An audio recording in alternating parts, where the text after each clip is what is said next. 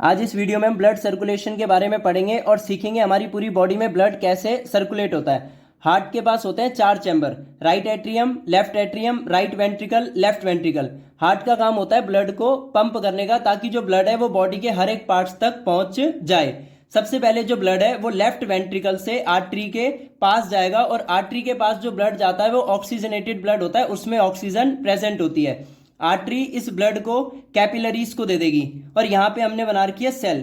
जब हम डाइजेशन करते हैं तो डाइजेशन के बाद जो खाना है वो हमारी सेल के पास जाता है। अब कैपिलरीज के पास जो ब्लड है उसमें ऑक्सीजन प्रेजेंट है, तो कैपिलरीज जो ऑक्सीजन है वो सेल को दे देगा, और सेल के पास अब फूड भी आ गया और ऑक्सीजन भी आ गई। तो सेल के अंदर होगा अब सेलुलर रेस्पिरेशन, और 3 चीज बनेगी, कार्बन डाइऑक्साइड, वाटर और एनर्जी।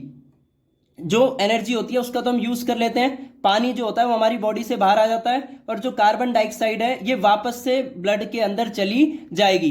तो इसका मतलब अब जो वीन्स के पास ब्लड आएगा उस ब्लड में ऑक्सीजन नहीं होगी, उस ब्लड में होगा कार्बन डाइऑक्साइड। मतलब वो जो ब्लड है वो डीऑक्सीजनेटेड ब्लड हो गया, मतलब वो गंदा ब्लड हो गया, क्योंकि उस ब्लड में कार्बन डाइऑक्साइड प्रेजेंट है।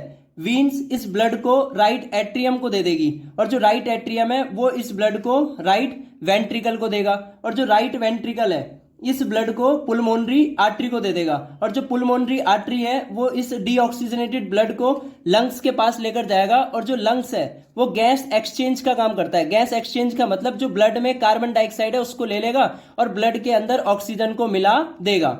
अब जो ऑक्सीजनेटेड ब्लड है उसको पुलमोनरी वीन लेकर जाएगी, और पुलमोनरी वीन उस ऑक्सीजनेटेड ब्लड को लेफ्ट एट्रियम को दे देगी, और वापस से जो लेफ्ट एट्रियम है उस ब्लड को लेफ्ट वेंट्रिकल को दे देगा। तो ऐसे ही हमारी पूरी बॉडी के अंदर ब्लड सर्कुलेशन होता है।